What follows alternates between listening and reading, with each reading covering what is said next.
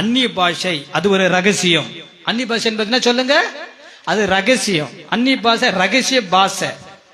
பவுல் சொல்றாரு இந்த அந்நிய பாஷை பற்றி என்ன சொல்றாரு, நான் என்ன பாஷை பேசுறேன், தூதர்களின் பாஷை பேசுறேன். தூதர்கள் என்ன பாஷை பேசுறாங்க தெரியாது, புரியாது. புரியுதுங்களா? அப்ப அந்நிய பாஷையில இந்த உலகத்துல நம்முடைய ஊர்ல எங்கேயோ பேசுற ஒரு பாஷையை பேசுறோம். நான் ஏற்கனவே ஒரு முறை சாட்சியாவே சொன்னேன். நாங்க ஒரு கிராம ஊழியத்துக்கு போகும்போது சுத்தமா தமிழே தெரியாத பிள்ளை நம்ம ஜெபம் அபிஷேகத்திற்கு ஜெபம் பண்ணும் போது பரிசுத்த ஆவியினால நிரப்பப்பட்டு அந்த பெண் பிள்ளை காலேஜ் படிக்கிற பிள்ளை தமிழ்ல அந்நிய பாஷை பேசிச்சு. அந்த பிள்ளை நாங்க பார்த்தோம், ஓகே, நாங்க கேட்டோம். அந்த சர்ச்சு பாஸ்டர் சொன்னாரு இந்த பிள்ளைக்கு சுத்தமா தமிழெல்லாம் தெரியாது, இந்த பிள்ளைக்கு தெலுங்கு கன்னடா தான் தெரியும். ஓகே, நாங்கெல்லாம் பியூர் வில்லேஜில் இருக்கிறோம், எங்களுக்கு ஒண்ணுமே தெரியாது. இந்த பிள்ளைக்கு தமிழ் உள்ள ஒரு வார்த்தை கூட தெரியாது.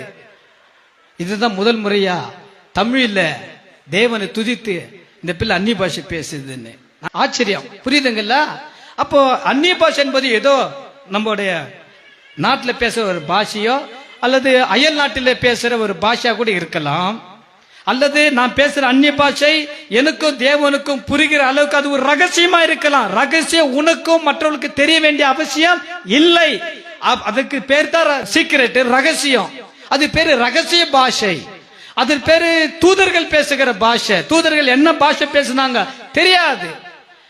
புரியுதுங்களா? அதனால ஒரு வசனத்தை வச்சுன்னு குழம்பிடக்கூடாது, உன்னை யாரும் குழப்பிடக்கூடாது. அந்நிய பாஷை மகத்துவமானது. ஞான ஸ்நானம் பெற்றவன அபிஷேகம் வர்றதில்லை. ஞானஸ்தானம் அது ஒரு தனி சப்ஜெக்ட், அது ஒரு தனி அனுபவம். அதன் பிறகு பரிசுத்த ஆவியானவர் அதற்காக ஜெபம் பண்ணணும். பவுல் ஜெபம் பண்ணி அங்க தலைமையில கை வச்சு ஜெபம் பண்றாராம். அவர்கள் பரிசுத்த ஆவியினால நிரப்பப்பட்டு அந்நிய பாஷை பேசுறாங்கன்னு பைபிள் இருக்கு. புரியுதுங்களா?